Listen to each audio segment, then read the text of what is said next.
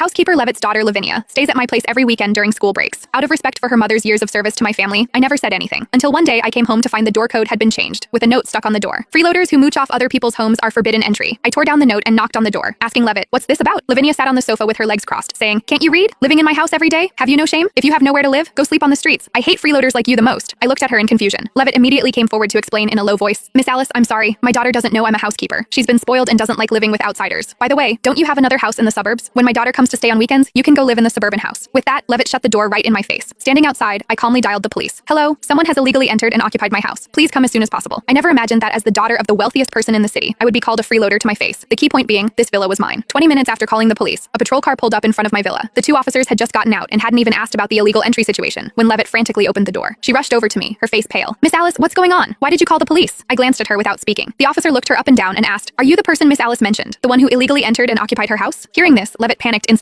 No, officers, this is all a misunderstanding. I'm Miss Alice's housekeeper, responsible for taking care of her daily needs. My daughter's school is on break, so she came to stay for a couple days. The door lock just broke, and when we had someone fix it, they changed the code. There's no occupation of the house." She pointed at the villa door and smiled apologetically. "Look, I opened the door right away, didn't I?" The officer looked at me, then at her, and asked, "Miss Alice, do you still want to pursue this?" I was about to speak when Levitt suddenly lowered her voice, pleading humbly in my ear. "Miss Alice, Lavinia's father died young. I've raised her alone. It hasn't been easy. She just started college when vanity is strongest, and having lacked affection since childhood, her personality is a bit extreme. If she finds out I'm just a housekeeper, she definitely won't be able to accept it. I did this just to make her feel better. Please, for the sake of the 12 years I've served your parents, forgive me this once." Hearing Levitt mention my parents, my heart did soften a bit. Levitt had been with my family for 12 years. My mother's health was poor before she died, and Levitt was the one who personally cared for her, serving tea, attending to every detail. The day my mother passed, Levitt cried harder than anyone, kneeling by the hospital bed, holding my mother's hand, saying she would definitely take care of me. After that, she did exactly that. After my mother died, she kept the house in perfect order and looked after me like her own daughter. Whenever I tried to give her tips in the past, she would always decline repeatedly before accepting. 3 months ago, her daughter Lavinia got into the same university as me. Levitt was both happy and worried. She was glad Lavinia was doing well, but stressed that university tuition was too expensive for her to afford. Understanding how hard it was for her to raise a child alone, I offered to cover Lavinia's 4 years of university tuition. Levitt was so moved she cried. She clutched my hand, thanking me over and over, saying she would definitely repay my kindness. But starting last month, things changed. That day I came home and suddenly saw Lavinia at my house. I looked confused, but Levitt pulled me aside to quietly explain, "Miss Alice, Lavinia has nowhere to go on weekends during break. I haven't seen her in so long, so I let her stay for a couple days." I nodded without saying anything. The house had plenty of rooms anyway. Letting the mother and daughter reunite wasn't a big deal. But later, I gradually noticed something was wrong. The so-called couple days turned into a fixed arrangement every single weekend. Every Friday night, Lavinia would show up at my house right on schedule and only leave Monday morning. At first, Lavinia just liked taking photos in the living room and posting on Twitter to show off to her classmates that she lived in a big house. I could understand that. Everyone wants to look glamorous in front of others. But what I couldn't understand was how Lavinia always looked at me with disgust and disdain, as if I owed her millions. Several times when I was sitting on the sofa watching TV, she deliberately covered her nose and complained loudly, "So annoying. How can such a luxurious villa have this constant stench of poverty?"